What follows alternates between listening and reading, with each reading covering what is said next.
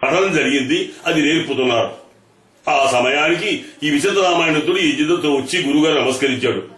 ఆయన ఇంతకాలం అయిపోయింది, రామాయణం ఏమైపోయిందిరా అని అడిగట్ట. ఆయన రామాయణం ఏం అవ్వలేదండి, ఇలా అలా జరిగింది, ఇంతకాలం పట్టింది, వచ్చేసానని బ్రహ్మగారు రామాయణం చదివితే నన్ను వెళ్ళనివ్వలేదు. బ్రహ్మలో కూడా వారు చాలా సంతోషించారని రామాయణం విని, వారి దయ వల్ల మళ్ళీ మీరు దర్శనం చేశాను, మీ రామాయణం తీసుకోండి. వారు రామాయణం వారికి ఇచ్చాట. ఇస్తే అప్పుడు ఈ విచిత్ర రామాయణాన్ని ఆ లవకుశులకి గాన రూపంలో నారదుడు వీటికి చూర్సు కట్టి రాగం ఎలా పాడుకోవాలో విషయం ఉందే అదంతా నాదు సహా ప్రకారంగా వాల్మీకి రచనకి నారదుడు సంగీత స్వరాలతోటి వాల్మీకి ఈ కుశలవులకి నేర్పాడు విచిత్ర రామాయణం. నేర్పి ఏం చేశాడు, ఈ చదువుకుంటూ గానం చేస్తూ సంగీత భంగిమలతో హావభావ చూపిస్తూ లోకమంతా తిరగండి, భూలోకంలో తిరగండి, ముష్టి ఎత్తండి, ఆ ముష్టి బియ్యం తెచ్చి నాకు ఇవ్వండి గురువుగారు ఆజ్ఞాపించారు. ఆ ప్రకారంగా లవకుశులు అయోధ్య పట్టణానికి వచ్చి వీధిలో పాడుతూ ఉంటే రాముడు లక్ష్మణ్ అంతా విని ఇంత బాగా పాడుతున్న ఎవరనుకుని ఆ పిల్లలను రప్పించి వారి సభాలో కూర్చోబెట్టి రాముడు లక్ష్మణుడు భరతుడు శత్రుఘ్నుడు రాజమాతలు వారి పత్రులు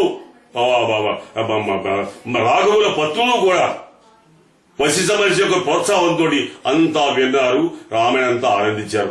ఆ రామాయణమే ఈ విచిత్ర రామాయణం. ఈ విచిత్ర రామాయణకి భూలోకాలకి ఎలా వచ్చిందంటే ఆ యజతులు ఇచ్చారే రామాయణం, అది పట్టుకెళ్లి ప్రయాగ క్షేత్రంలో కూర్చి చదువుకుంటున్నాడు పాప. ఆయన అక్కడికి ఒక బ్రాహ్మణుడు వచ్చాట.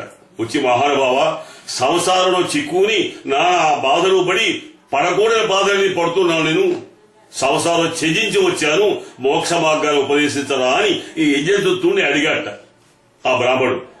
ఇక నాయన, నా దగ్గర మా గురువుగారు తెచ్చినట్టు రామాయణం ఉంది, అది నీకు ఇస్తాను, నువ్వు బాగా చదువుకుని మననం చేసుకుని లోకంలో వ్యాప్తం చెయ్యి, నీ కోరిక నెరవేరుతుంది అని చెప్పి ఆ విచిత్ర రామాయణాన్ని ఈ బ్రాహ్మడికి ఇచ్చేశాట.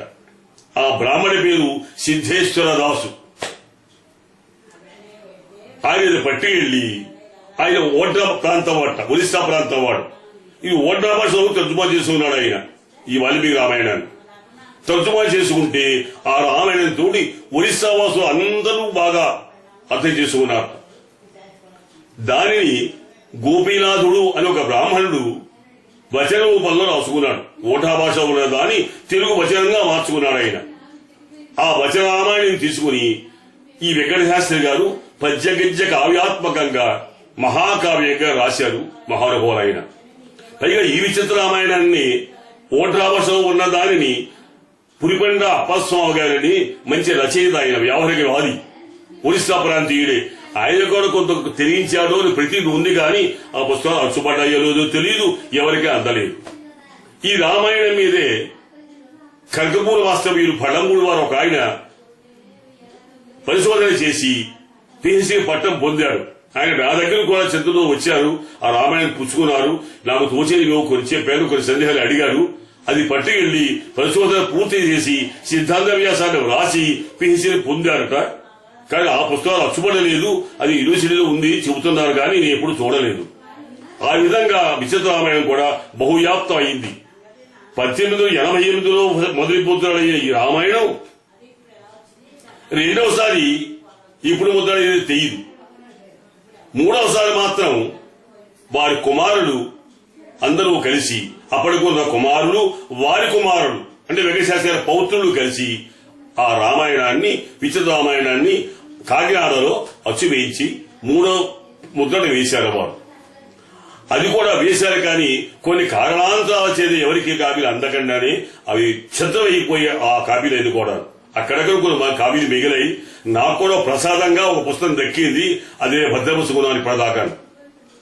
ఈనాటికి మళ్లీ వారి మనవలు ముని మనవలు అందరూ కూడా ముత్తాత గారు రామాయణాన్ని తీసుకురావాలనే కాంక్ష బాగా దృఢంగా ఏర్పడి ఆ రామాయణం చూస్తే అన్ని పద్యాలు, వర్ణనలు, సమాసాలు, పైగా అచ్చతెలుగు పదాలు చాలా వాడారు ఆయన. తత్సమ పదాలు అయితే మనకి బాగా అర్థం అవుతాయి, కానీ ఈ అచ్చతెలుగు పదాలు బాగా పరిచయం ఉంటే గానీ అర్థం కావు. అలా ఉంది. సామాన్యులు చదువుకుందికి అందుబాటులో లేవు. పండితులు కవులు చదువుకుంటారు, ఆనందిస్తారు. కానీ ఇది సామాన్య ప్రజల అందుబాటులో లేని కారణం చేత ఈ కావ్యానికి వచనంలో అనుసరణ చేయిస్తే ఈ వచనం చదువుకుని మూల కావ్యంలోని అందాన్ని గ్రహించవచ్చు అనే భావం వారి మనవకి మునిమనవకి కలిగి ఏదో కొంత కవితా వ్యవసాయంలో ఉన్నవాడిని కనుక నన్ను ఒత్తిడి చేసి మీరు రాయండి, మీకు ముత్తాతగారు కదా అని ఒత్తిడి చేశారు. దైవ కృప వల్ల దాన్ని ఏదో నేను ప్రారంభించాను, పూర్తి చేయగలిగాను. అది దైవ కృప. ప్రతి పద్యాన్ని తీసుకుని దాని వ్యాఖ్యానం మీద రాయకుండా ఆ ఘట్టంలోనే భావం అంతా కూడా కథాత్మకంగా రాశాను.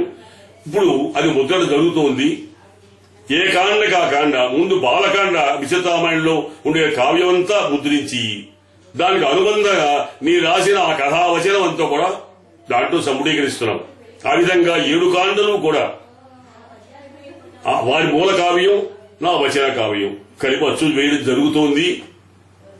ఇంకో విశేషం ఏమిటి అంటే ఈ పుస్తకానికి విచిత్రరామాయణ పేరు ఎందుకు పెట్టారో ఆ కవి గారే రాశారు. దాంట్లో